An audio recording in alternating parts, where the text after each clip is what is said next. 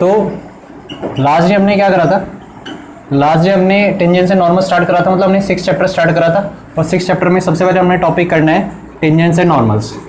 तो टेंजेंट से नॉर्मल्स का जो भी इंट्रोडक्शन है वो हमने कल कर लिया था, कल फर्स्ट डे था इस चैप्टर का, और कल हमने लगभग एनसीईआरटी के क्वेश्चन नंबर 9 तक हमने कर लिया था। तो इसके बाद ठीक है हम आज करेंगे सबसे पहले क्वेश्चन नंबर 10। तो क्वेश्चन नंबर 10 में क्या क्या रखा, एक्सरसाइज 6.3 का क्वेश्चन नंबर 10, 6.3 का क्वेश्चन नंबर 10। तो क्वेश्चन नंबर 10 में क्या रखा, find the equation of all lines having slope -1। तो मुझे वो सारी लाइंस की इक्वेशन निकालनी है जिनका स्लोप -1 हो और that are tangent to the curve this. तो ये कोई कर्व है, तो ये रफली कर्व बना दिया। कर्व की इक्वेशन हमें दे रखी है y इक्वल टू कितना दे रखा है 1/x - 1, और इसमें पहले से क्या रखा है x does not equal to 1, क्योंकि ये फिर x does not equal to 1 इसलिए दे रखा है क्योंकि नॉट डिफाइंड हो जाएगा। ठीक है, तो x 1 नहीं हो सकता, इसके अलावा कुछ सारी वैल्यूज हो सकती हैं x की पॉसिबल। और हमें क्या रखा है कोई कर्व है, इस कर्व पे ठीक है वो सारी टेंजेंट जिनका स्लोप कितना है -1, उन सब की इक्वेशन निकालनी है। तो मुझे जो है टेंजेंट दे रखा है ना, टेंजेंट, तो पहले से स्लोप ऑफ टेंजेंट कितना दे रखा है हमें यहाँ पहले से स्लोप ऑफ टेंजेंट कितना दे रखा है -1, जितनी भी टेंजेंट होंगी। ठीक है, तो उन सबकी सारी इक्वेशन, इन सारी की सारी टेंजेंट की हमें इक्वेशन निकालनी है। तो इक्वेशन कैसे निकालने हैं, हम सबसे पहले ये फाइंड आउट करेंगे कि वो कर्व को कितने पॉइंट पे टच कर रहा है। तो मैंने माना कि ये जो हमारी रिक्वायर्ड टेंजेंट है, स्टार्टिंग में तो एक ही मानी है, लेकिन अगर ज्यादा निकलनी होगी तो वो x1 और y1 ज्यादा पॉइंट निकल जाएंगे। ठीक है, तो स्टार्टिंग मैंने एक ही मानी। जैसे इससे पहले जैसे हमने कल ठीक है एक क्वेश्चन कराया था 7th, तो उसमें भी हमारे x1 y1 शायद से 2 आए थे। तो x1 y1 के वैल्यूज कितनी आई थी, ठीक है 2 अलग अलग आई थी। इसका मतलब वहां पे 2 अलग अलग टेंजेंट ड्रॉ हो सकती थी। वैसे ही हमने स्टार्टिंग में यहाँ पे माना कि इस टेंजेंट ने ठीक है रिक्वायर्ड कर्व को कहां पे टच करा। ठीक है, तो let x1, y1 be the required point, ठीक है, at which tangents touches the circle. तो हमने माना टेंजेंट्स टचेस द कर्व। तो हमने माना कि x1 और y1 वो पॉइंट है जहां पे टेंजेंट कर्व को टच कर रही है। ठीक है, अब हम करेंगे क्या, और हमें इस टेंजेंट का स्लोप पहले से देगा -1। अब तुम खुद बताओ स्लोप ऑफ टेंजेंट का स्लोप पहले से दे रखा -1, तो slope of tangent at x1 y1 कितना निकल जाएगा बताओ, -1 निकल जाएगा। अरे क्लियर है, तो slope of tangent at x1 y1 -1 निकल गया। अब यहां से स्लोप ऑफ कर्व निकालो, तो बताओ डिफरेंशिएट करोगे इसे तो y का कितना हो जाएगा dy/dx। 1/t का डिफरेंशिएशन कितना होता है, ठीक है -1/t² और x -1 का 1 हो जाएगा। तो ये आ गया dy/dx। अब हम इस dy/dx को वहां पे फाइंड आउट करेंगे एट नीचे होल स्क्वायर आएगा। ठीक है, क्योंकि 1/t², 1/t का -1/t² होता है डिफरेंशिएशन। तो dy/dx हम कहां पे निकालेंगे एट x1, y1, क्योंकि मैं वही वाला कंसेप्ट यूज करूंगा कि slope of curve at this point किसके बराबर होगा, slope of tangent at this point. तो मैं कितना आ गया 1/x1 - 1 का होल स्क्वायर। इतना क्लियर है। आप खुद बताओ ये एक्चुअली में है क्या slope of curve eight x1 y1। तो मैंने तुम्हें बार बार कंसेप्ट सिखा रखा है कि slope of curve eight x1 y1 किसके बराबर होगा, slope of tangent at x1 y1। इसका मतलब -1 किसके बराबर हो जाएगा, ठीक है इसके बराबर हो जाएगा, अरे हो जाएगा। तो ये जो कंसेप्ट है बार बार काम आएगा। ठीक है, अब ये इधर चल जाएगा तो कितना हो जाएगा बताओ, इक्वल्स टू -1। ठीक है, अब ठीक है यहां से यही होगा। ठीक है, इधर आ जाएगा। अब हमें करना क्या है, ठीक है हमें यहां से क्या निकालना है, x1 निकालना है। तो होगा क्या,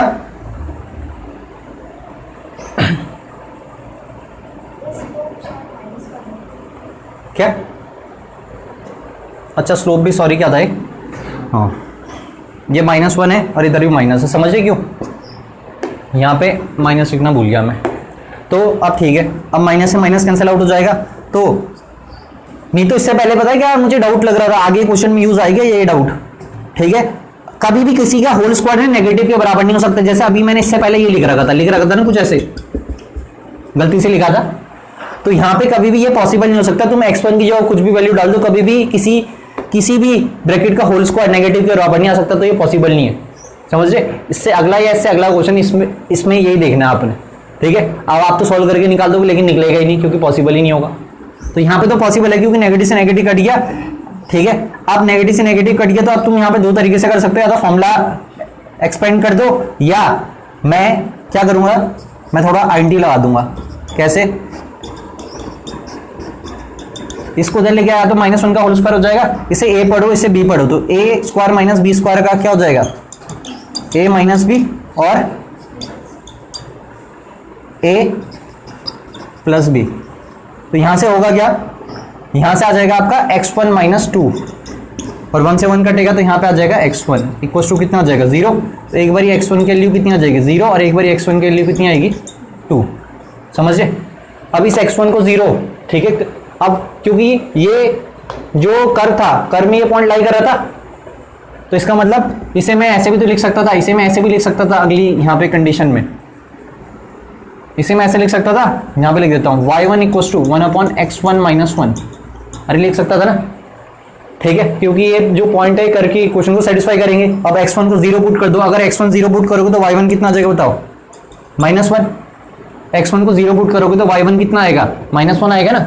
और अगर x1 को 2 पुट करोगे तो y1 कितना आएगा, ठीक है। तो ये 2 पॉइंट निकल गए, क्या निकल गए, 2 पॉइंट निकल गए। अब जैसे ही 2 पॉइंट निकल गए ना, ठीक है, अब हमें क्या करना है, ठीक है, हमें एक्चुअल में उन सारी टेंजेंट का क्या निकालना था, इक्वेशंस निकाली थी ना। Find the equation of all tangents having slope, ठीक है, -1। अब इक्वेशन कैसे निकली, पॉइंट तो निकल गया ना। अब हमें सिंपल क्या निकालना है, ठीक है, इक्वेशन निकालनी, स्लोप तो हमें पता है टेंजेंट का कितना है। तो कल मैंने तुम्हें, अब मैं ये डायग्राम को क्या कर रहा हूँ, रब कर रहा हूँ, ठीक है, क्योंकि इसकी जरूरत नहीं है। तो सबसे पहले आपने क्या करना है, सबसे पहले आप, ठीक है, ये लिख दोगे, फिर उसके बाद ये सारा नोट करोगे और उसके बाद आखिरी में यहाँ पे आप तुम खुद बताओ पहली जो टेंजेंट है, पहली टेंजेंट मान के चलो कहाँ से पास हो रही है, अरे बताओ 0, -1 से पास हो रही है। स्लोप तो उसका कितना होगा, स्लोप तो -1 ही होगा ना। तो मैंने कल तुम्हें एक इक्वेशन लिखाई थी कि अगर तुम्हें पॉइंट पता है स्लोप पता है तो एक फॉर्म होती है y माइनस, ठीक है, y1 equal to mx minus x1। इसका नाम बताया था मैंने पॉइंट स्लोप फॉर्म।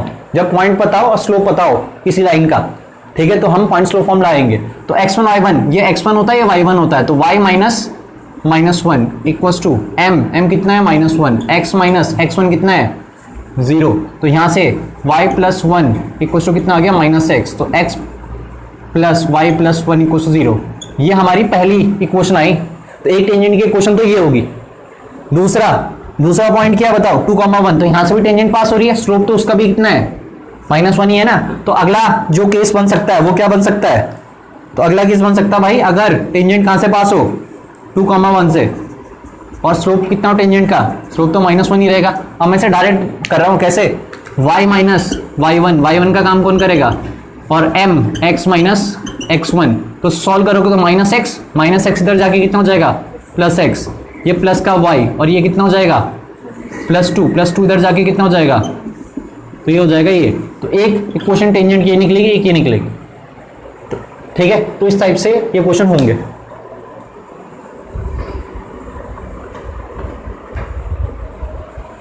तो 10th की बात करेंगे हम, क्वेश्चन नंबर 13, ठीक है। 11th और 12th इसी की जैसे, बस थोड़ा सा, ठीक है, समझदारी से करना। क्वेश्चन नंबर 13 करेंगे। तो क्वेश्चन नंबर 13 में हमें क्या रखा है कि अब क्वेश्चन नंबर 13 जो है ये आपका एग्जाम्पल भी है, सेम ऐसे ही आपका एग्जाम्पल भी है, ठीक है। इसीलिए कई बार ये बोर्ड में भी आ रखा, आपकी प्रीवियस ईयर पेपर शीट में भी आपको मिल जाएगा।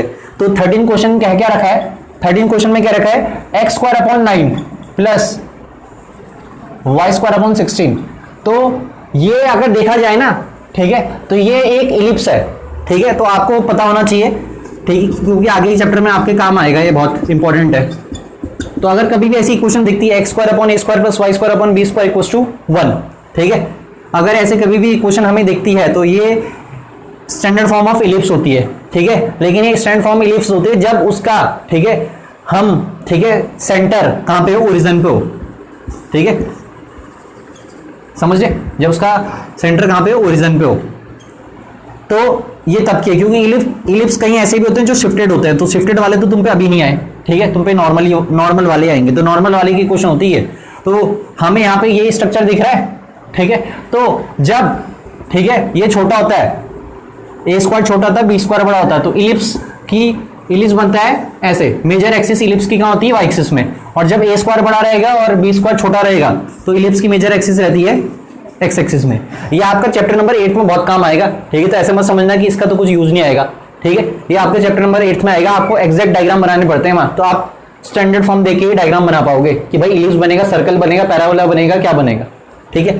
तो यहाँ पे भी इलिप्स की इक्वेशन है। वैसे यहाँ इस क्वेश्चन को हम बिना पता लगाए भी कर सकते हैं, क्योंकि हमें इस टॉपिक में ना फिगर का एग्जैक्ट पता होना जरूरी नहीं है, ठीक है, कि इलिप्स से क्या है, लेकिन आगे के चैप्टर्स में काम आएगा, ठीक है। और ये तुम्हें पता होना चाहिए। तो हमें इलिप्स की इक्वेशन दे रखी है और हमें पहले क्या रखा है, find the points on the curve at the tangent are parallel to X axis. तो ये मान के चलो, वैसे ये मान के चलो रफली डायग्राम है इस कर्व का। वैसे इसका एग्जैक्ट डायग्राम तो मैंने तुम्हें बता दिया, इलिप्स रफली डायग्राम है ये। तो हमें क्या रखा है, find the points on the curve at the tangent are parallel to X axis. तो ये इसकी टेंजेंट है, ये क्या है इसकी टेंजेंट, ठीक है। तो हमें पहले पार्ट में क्या रखा, वो पॉइंट निकालो जहां पे, ठीक है, find the points on the curve at which the tangent are parallel to X axis. तो पहला पार्ट तो हम यहां पे लिख देते हैं कि tangent is parallel to X axis, ये पहला पार्ट है। दूसरा तो हमें पॉइंट निकालने हैं, ऐसे कौन से पॉइंट है जहां पे टेंजेंट एक्स एक्सिस के पैरेलल है। तो पहले मैं कर्व का स्लोप निकाल देता हूं, ठीक है। क्या निकाल देता हूं, स्लोप ऑफ कर्व। और ये पॉइंट मान लो, पॉइंट ही तो निकालने, अरे ठीक है, पॉइंट निकालने तो x1 y1 हमारे क्या हो गए, लिख दोगे यहां पे, लिख देना let x1 y1 be the required points, ठीक है। इसके बाद इसका मतलब x1 और y1 इसे सेटिस्फाई करेंगे, क्लियर है ना। अब तुम इसे डिफरेंशिएट करोगे, तो differentiate with respect to x, तो differentiate both side with respect to x, अब तुम खुद बताओ, एक्स स्क्वायर का डिफरेंशिएट हो जाएगा 2x अपॉन 9, वाई स्क्वायर का हो जाएगा 2y अपॉन 16, और y का कितना हो जाएगा, dy by D X equal to 0। सही बात है। अब ठीक है, अब मैंने इसे इसी स्टेप में, तुम अगले स्टेप में लिख देना, इसी स्टेप में उधर लेके चलेगा तो यहाँ पे साइन क्या आ जाएगा बताओ, अरे नेगेटिव आ जाएगा, ठीक है। 2 से 2 कैंसिल आउट हो जाएगा, तो dy बाई डी एक्स कितना निकलेगा बताओ, तो dy बाई डी एक्स निकल जाएगा आपका माइनस का, ठीक है, 16, ठीक है, x अपॉन 9y। अरे क्लियर है, ठीक है। अब dy बाई डी एक्स ही निकल गया, तो dy by D X at x1 और y1 कितना निकलेगा, ये निकलेगा माइनस का 16x1 अपॉन 9y1। अरे क्लियर है।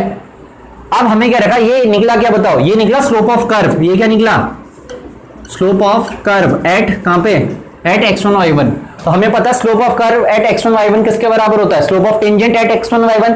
अब स्लोप ऑफ टेंजेंट, अब खुद क्या रखा, टेंजेंट किसके पैरेलल है बताओ, पहले पार्ट में तो टेंजेंट x एक्सिस के पैरेलल है ना, तो इसका मतलब जितना x एक्सिस का स्लोप होगा उतना ही टेंजेंट का स्लोप होगा। तो स्लोप ऑफ टेंजेंट कितना हो जाएगा 0, और फिर स्लोप ऑफ टेंजेंट मैं कहां पे निकालूंगा, यहाँ पे x1 y1 पे, तो भी स्लोप कितना रहेगा, 0 ही रहेगा। इसका मतलब हम यहाँ पे लिख सकते हैं, ठीक है, कि भाई अब फर्स्ट पार्ट यहां से स्टार्ट हो गया, तो स्लोप ऑफ टेंजेंट मैं डायरेक्ट लिख दूं, यहां पे लिख देता हूं, स्लोप ऑफ टेंजेंट किसके बराबर होगा, स्लोप ऑफ, अरे समझे, क्योंकि क्या है, पैरेलल है, ठीक है, पैरेलल है तो स्लोप बराबर होता है। तो स्लोप ऑफ एक्स एक्सिस 0 होगा, तो स्लोप ऑफ टेंजेंट कहां पे, एट x1 y1 कितना आएगा, 0 ही आएगा।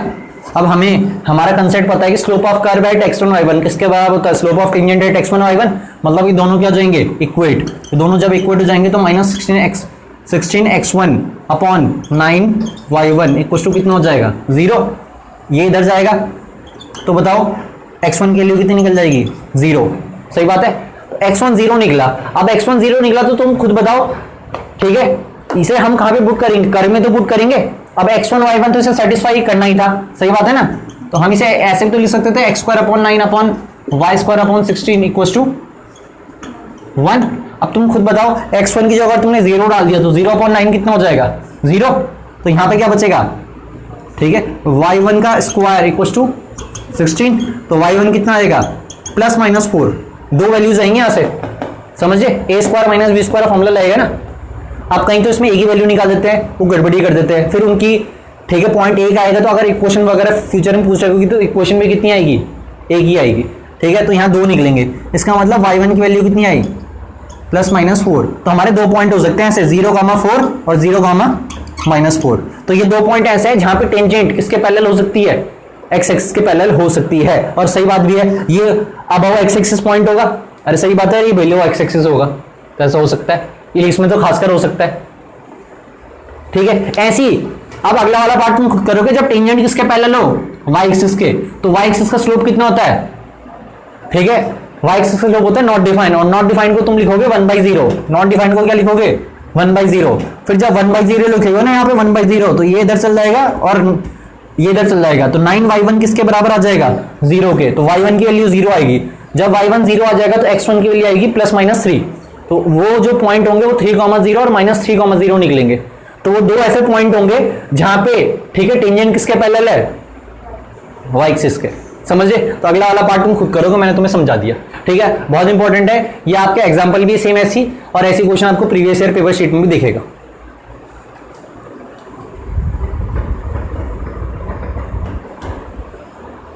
तो 13 के बाद हम करेंगे 14। तो 14 का हम फर्स्ट पार्ट करेंगे, बाकी पार्ट आप खुद करोगे। ठीक है, तो 14 का, और इसके जैसे आगे भी क्वेश्चन भी है 14 के जैसे। तो 14 क्वेश्चन देख लो भाई सब। 14 क्वेश्चन में हमें क्या रहेगा, find the equation of tangent normal to the curve this. तो ये कोई कर्व है मान के चलो, ठीक है, ये इसकी क्या होगी, टेंजेंट, ठीक है, और ये उसका हो गया अपना नॉर्मल। ठीक है भाई, ये नॉर्मल हो गया और ये क्या है, टेंजेंट।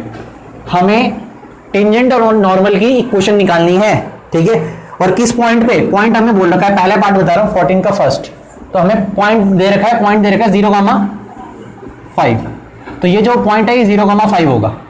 ठीक है, तो हमें टेंजेंट का पासिंग पॉइंट पता है, नॉर्मल का भी पासिंग पॉइंट पता है, बस निकालना क्या है, स्लोप निकालना है। ठीक है, तो हमें कर्व की इक्वेशन भी दे रखी है। कर्व हमें दे रखा है x⁴ -13 sorry +13x² -10x sorry x⁴ -6x³ पहले क्यूब है। ठीक है, फिर +10 +13x² -10x +5। तो हमें कर्व की इक्वेशन क्या रखी है, और हमें इस कर्व की जो टेंजेंट है और जो नॉर्मल है वो भी इस पॉइंट पे, उन दोनों की इक्वेशन निकाल है। तो मतलब इक्वेशन तो हमारी निकल गई दोनों की, बस कमी किस चीज की है, टेंजेंट के स्लोप की कमी है, नॉर्मल के स्लोप की कमी है। तो अगर इन दोनों में से किसी एक का भी स्लोप निकल गया ना, तो दूसरे का निकल जाएगा। क्यों? क्योंकि दोनों आपस में क्या है, परपेंडिकुलर। तो हम निकालेंगे किसका, टेंजेंट का निकालना आसान होता है, क्योंकि हमें कर्व का इक्वेशन दे रखी है, तो इसे डिफरेंशिएट करेंगे। तो डिफरेंशिएट करेंगे तो बताओ कितना निकलेगा, बताओ dy/dx। ठीक है, 4x³ -18x² प्लस का 26x -10। सही बात है। फिर मैं dy/dx कहां पे निकालूंगा, इस पॉइंट पे 0,5। तो 0,5। तो अब हम, ठीक है, जब 0,5 पे निकालेंगे तो खुद बताओ, ठीक है, ये तो क्या निकल जाएगा, 0 निकल जाएगा ना, 0 निकलेगा -10 निकलेगा, क्योंकि 0 0 0 ये -10। समझे? तो ये पता है क्या निकला, स्लोप ऑफ कर्व। क्या निकला है, स्लोप ऑफ कर्व कहां पे, स्लोप ऑफ कर्व एट 0,5। अरे सही है भाई। अब तुम बताओ स्लोप ऑफ कर्व एट 0,5। अब तुम कंसेप्ट लिखोगे भाई, वी नो दैट कि slope of curve eight x1 y1, और x1 y1 का काम यहां पे कौन कर रहा, 0,5 किसके बराबर होता है, slope of tangent at x1 y1। x1 y1 का काम यहां पे कौन कर रहा है, मतलब इस पॉइंट पे कर्व का स्लोप और इस पॉइंट पे टेंजेंट का स्लोप बराबर होता है। ठीक है, अब तुम खुद बताओ कर्व का स्लोप कितना निकला, -10 निकल गया ना, इसका मतलब स्लोप ऑफ टेंजेंट में कितना निकल गया, या डायरेक्ट यहीं पे लिख दूं बगल में -10। सही है। अब तुम्हें टेंजेंट का स्लोप पता चल गया। अब टेंजेंट का स्लोप पता चल गया तो खुद बताओ स्लोप ऑफ नॉर्मल भी निकाल दो यहीं पे। तो स्लोप ऑफ नॉर्मल कितना निकलेगा, तो मैंने कल तुम्हें बताया था -1 अपॉन स्लोप ऑफ टेंजेंट। कल बताया था कि अगर दो लाइंस परपेंडिकुलर होती हैं तो उनका स्लोप का प्रोडक्ट कितना होता है, -1। कितना होता है, -1। तो मान के चलो टेंजेंट का स्लोप तुम्हें टेंजेंट का स्लोप कितना है, -10, और नॉर्मल का स्लोप कितना है, m2। तो माइनस से माइनस कटेगा तो m2 कितना आ जाएगा, 1/10। तो ये स्लोप ऑफ नॉर्मल निकलेगा। समझे? तो मतलब सिंपल क्या कर दो, इसका रेसिप्रोकल कर दो और नेगेटिव से मल्टीप्लाई कर दो, तो प्लस का 1/10। ठीक है, ये निकला स्लोप ऑफ नॉर्मल। कहाँ पे, अब तुम इक्वेशन निकालो, अब बहुत आसानी से इक्वेशन ऑफ टेंजेंट, हमें ये तो निकालनी है इक्वेशन ऑफ टेंजेंट। अब इक्वेशन ऑफ टेंजेंट होती क्या है, अब इक्वेशन ऑफ टेंजेंट कैसे निकलेगी, टेंजेंट का पासिंग पॉइंट पता है और स्लोप पता है, तो कौन सी फॉर्म लगेगी, पॉइंट स्लोप फॉर्म। तो y माइनस y1 का काम कौन कर रहा 5 और x माइनस x1, अरे समझ रहे, और स्लोप कितना है इसका टेंजेंट का -10 है स्लोप। अब मल्टीप्लाई करोगे तो -10x इधर जाएगा तो +10x plus y minus 5 equal to 0। तो ये हमारी रिक्वायर्ड इक्वेशन है किसकी, टेंजेंट की। ठीक है, अब नॉर्मल की निकाल दो, तो नॉर्मल में कुछ अलग, इक्वेशन ऑफ नॉर्मल जब तुम निकालोगे ना तो कुछ अलग नहीं होगा, ये ऐसी रहेगा ये ऐसी रहेगा, बस स्लोप ही तो चेंज होगा, क्योंकि नॉर्मल का पासिंग पॉइंट भी तो यही है, अरे है ना। तो नॉर्मल की जो इक्वेशन होगी वो y माइनस 5 ही रहेगी और x माइनस 0 ही रहेगी। बस यहाँ पे कितना आ जाएगा स्लोप 1/10, 1/10 होगा तो कितना हो जाएगा बताओ, ठीक है 10y minus 50 equals to x। ठीक है, इसे उधर लेके चल जाओगे तो x माइनस, ठीक है 10y प्लस 50 इक्वल्स टू 0, ये किसकी इक्वेशन निकलेगी, ठीक है x minus 10y plus 50 equals 0, ये निकलेगी इक्वेशन ऑफ नॉर्मल। ऐसी आपके सेकंड भी है, थर्ड भी है और फोर्थ पार्ट भी है। बस इसमें जो एक पार्ट है फिफ्थ पार्ट, उसमें तुम्हें ना पॉइंट ही नहीं दे रखा, क्या नहीं दे रखा, ठीक है। तो फिफ्थ पार्ट में तुम्हें डिस्कस करता हूँ 14 का फिफ्थ पार्ट, बाकी तीन पार्ट, सॉरी 14 का सेकंड खुद करोगे, 14 का थर्ड पार्ट खुद करोगे, 14 का फोर्थ पार्ट खुद करोगे। और आगे भी होमवर्क लिख लो, ठीक है, जो ऑनलाइन देख रहे क्वेश्चन नंबर 20, ठीक है तुम खुद करोगे, क्वेश्चन नंबर 22 तुम खुद करोगे, ठीक है, और क्वेश्चन नंबर 24 भी खुद करोगे, ठीक। तो ये सारे तुम खुद करोगे जो जो बोले, ये इसी की जैसे सारे। मैं 14 का इसके बाद फिफ्थ पार्ट बताऊंगा, तो इसके बाद हम करेंगे 14 का फिफ्थ पार्ट, ठीक है। सेकंड थर्ड फोर्थ आपका होमवर्क है।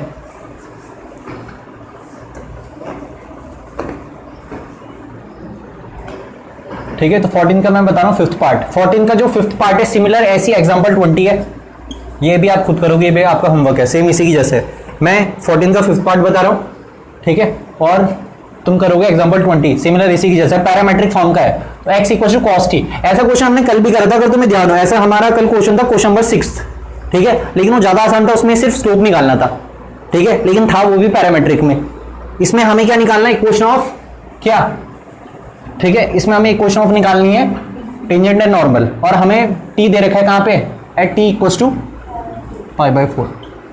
अब इसमें दिक्कत पता है क्या होती है, पैरामेट्रिक देख के बच्चे कंफ्यूज कैसे होते हैं, बच्चे बोलते हैं इससे पहले वाले में तो हमें पॉइंट दे रखा था डायरेक्ट, सही बात है, तो ये पासिंग पॉइंट था टेंजेंट का, पासिंग पॉइंट था नॉर्मल का, तो पासिंग पॉइंट का हमें दोनों को पता चल गया, बस अब क्या निकालना था, दोनों का स्लोप निकालना था, आराम से हो जाता। लेकिन अब इसमें बच्चा कंफ्यूज जाता है, यार पॉइंट तो एक नहीं रखे, ठीक है, तो इसमें दो चीजें निकालने वाली हो जाती, पॉइंट भी निकालो और स्लोप भी निकालो। तो पॉइंट तुम्हारा यहीं से निकलेगा, कैसे, t इक्वल टू π/4, यहाँ पे पुट करो और यहाँ पे पुट करो, ठीक है, तो x के लिए निकल जाएगी ना, तो x के लिए कितनी निकल जाएगी बताओ, अरे बताओ, तो x के लिए निकल जाएगी 1/√2, 1/√2, तो ये हमारे पासिंग पॉइंट होंगे, समझे। तो पैरामेट्रिक में ऐसे करना है, ठीक है, तो पासिंग पॉइंट पता चल गए। अब इसका स्लोप निकालेंगे, तो स्लोप नॉर्मली जैसे पैरामेट्रिक का निकलता है वैसे ही निकलेगा।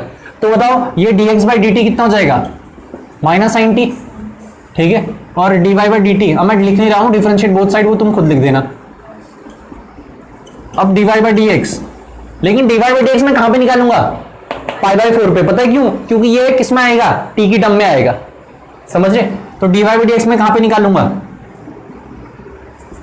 dy/dx कितना निकल जाएगा, cos t upon sin t, minus cot t निकल जाएगा।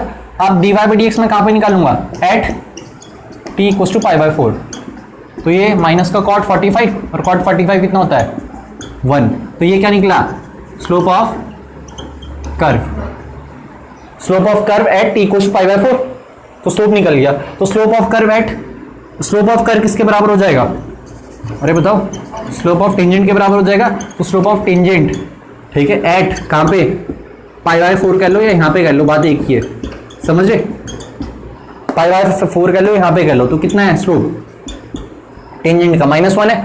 तो टेंजेंट का स्लोप अगर -1 है तो नॉर्मल का क्या निकल जाएगा, +1, कैसे, 1/-1, ठीक है, सॉरी 1/-1, कैसे, m1 m2 -1 होता है, तो अगर नॉर्मल का स्लोप -1 है तो -1 इधर जाएगा, तो m2 कितना निकल जाएगा, +1। तो यहाँ से स्लोप ऑफ आप क्या निकाल सकते हो, यहाँ पे लिख देता हूँ, स्लोप ऑफ नॉर्मल कितना निकलेगा बताओ, ठीक है। π/4 लिख लो, कुछ भी लिख लो, कंफ्यूज मत होना यहाँ पे, ठीक है। एट t = π/4 इज -1 और एट t = π/4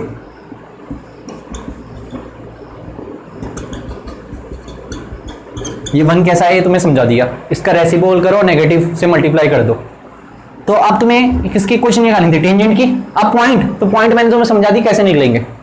पॉइंट यहाँ पे डायरेक्ट पुट कर दो, पॉइंट निकल जाएंगे। तो ये x1 है, y1 है, y माइनस कितना y1 = x माइनस x1 और स्लोप कितना है टेंजेंट का -1, ठीक है। अब तुम इसे सिंप्लीफाई कर सकते हो कैसे, √2x, तुम √2x हो गए एलसीएम, -√2x इधर जाके कितना हो जाएगा, प्लस का √2x, ठीक है। और जो √2 है वो यहाँ एलसीएम √2 से √2 कट जाएगा, ठीक है। यहाँ पे बचेगा प्लस का √2y, ठीक है। यहाँ -√2 बचेगा और यहाँ पे कितना बचेगा, ठीक है। यहाँ पे बचेगा आपका, ठीक है, सर यहाँ पे माइनस का 1 बचेगा, क्या बचेगा -1, और यहाँ पे भी क्या बचेगा, ठीक है, +1 इधर जाके कितना हो जाएगा -1। तो ये शायद से, ठीक है, देख लेना ये एलसीएम सिंप्लीफाई करके ये आ रहा कि नहीं आ रहा। मैंने सिंप्लीफाई कर दिया, ठीक है। अगर कोई गड़बड़ी होगी तो तुम देख लेना। फिर ऐसे ही टेंजेंट का स्लोप कितना, स्लोप ऑफ नॉर्मल कितना निकलेगा, सॉरी स्लोप ऑफ नॉर्मल नहीं, इक्वेशन ऑफ नॉर्मल, तो y - y1 और x - x1, ठीक है। Slope of tangent, sorry slope of normal कितना है 1, सिंप्लीफाई इसे भी कर लेना, यहाँ से भी आपका क्या निकल जाएगा, क्वेश्चन ऑफ नॉर्मल, ठीक है। तो पैरामेट्रिक में ऐसे करना है, सेम एग्जाम्पल 20 भी इसी की जैसे है, ठीक है। तो ये आपका होमवर्क हो गया एग्जाम्पल 20। तो यहाँ तक हमारे 14 तक लगभग हो गए। कल हमारा काम क्या रहेगा 14 से आगे। अब आपका होमवर्क मैंने आपको बता रखा है, ठीक है। 14 तक तो मैंने बोल दिया कि भाई ये कर लेना। 14 के बाद मैं दोबारा से बता देता हूँ, एक तो क्वेश्चन नंबर, ठीक है, आपको करना है, ठीक है, 20, फिर करना है क्वेश्चन नंबर 22, फिर क्वेश्चन नंबर 24, फिर क्वेश्चन नंबर 26, ठीक है, फिर क्वेश्चन नंबर 27, ठीक है।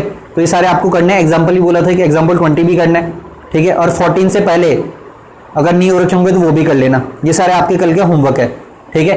और कल हम आगे क्या करेंगे, कल सबसे पहले आके, ठीक है, हम 15 करेंगे, 15 के बाद 16, फिर 17, फिर आगे बढ़ेंगे। मतलब कल हम इसे ख़त्म करने की कोशिश करेंगे। वैसे कल ख़त्म होगी नहीं है क्योंकि इसमें काफ़ी क्वेश्चन है अभी, ठीक। तो ये कल का हमारा, बाकी करेंगे कल।